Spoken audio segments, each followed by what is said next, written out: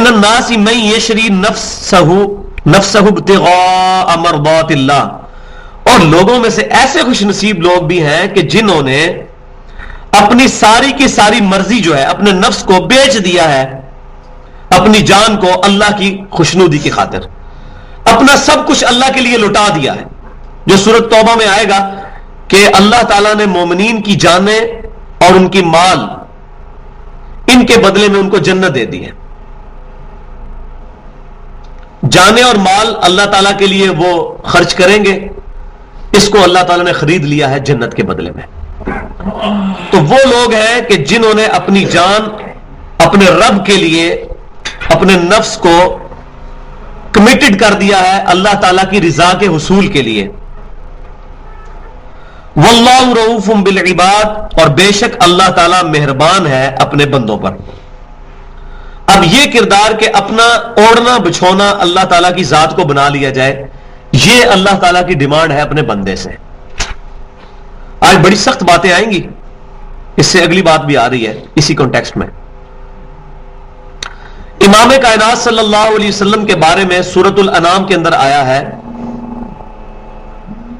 قل اننی ہدانی ربی الی صراط مستقیم۔ اے محبوب صلی اللہ علیہ وسلم آپ فرماؤ کہ مجھے میرے رب نے سیدھا راستہ دکھا دیا ہے، دینا قیما ملت ابراہیم حنیفہ، جو دین بالکل سیدھا ہے اور قائم ہے ابراہیم علیہ السلام کی ملت پر، وما کان من المشرکین، اور ابراہیم علیہ السلام شرک نہیں کرتے تھے۔ پھر اگلی بات، قل اے محبوب صلی اللہ علیہ وسلم آپ یہ بات فرماؤ، ان صلاتی، بے شک میری نماز، و نسکی، اور میری قربانی، و محیایا، اور میری زندگی، و مماتی، اور میری موت، للہ رب العالمین، تمام جہانوں کے پالنے والے اللہ کے لیے۔ میرا اوڑھنا بچھونا اللہ کی ذات ہے، سب کچھ میں نے اللہ کے لیے وقف کر دیا، میری نماز، میری قربانی، میرا جینا، میرا مرنا، سب کچھ اللہ کے لیے۔